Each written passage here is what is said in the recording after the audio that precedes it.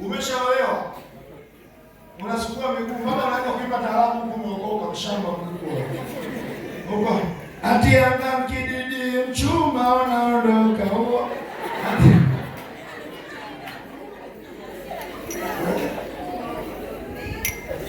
Sema amen.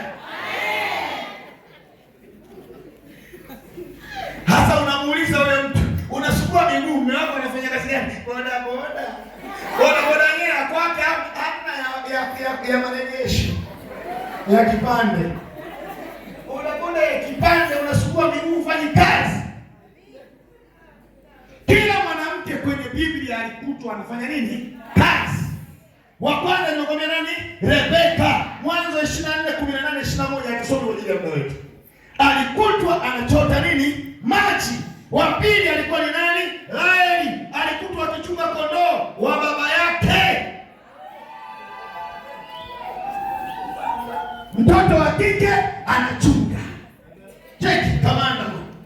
Sio wewe unalala mpaka saa 4 unaota ndoto umekufa unaenda kuzikwa tumboni.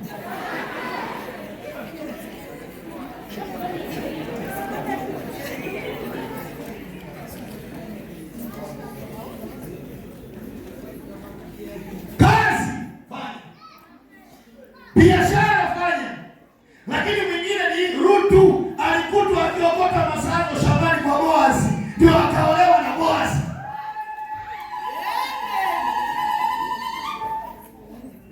Shambani anafanya kazi.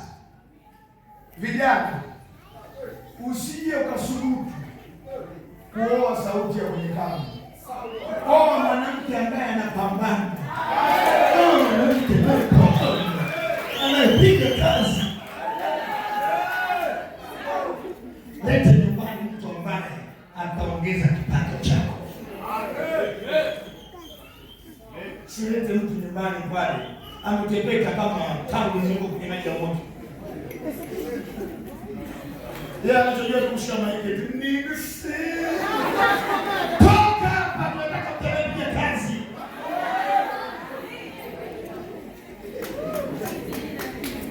Nisaidie kusema amina.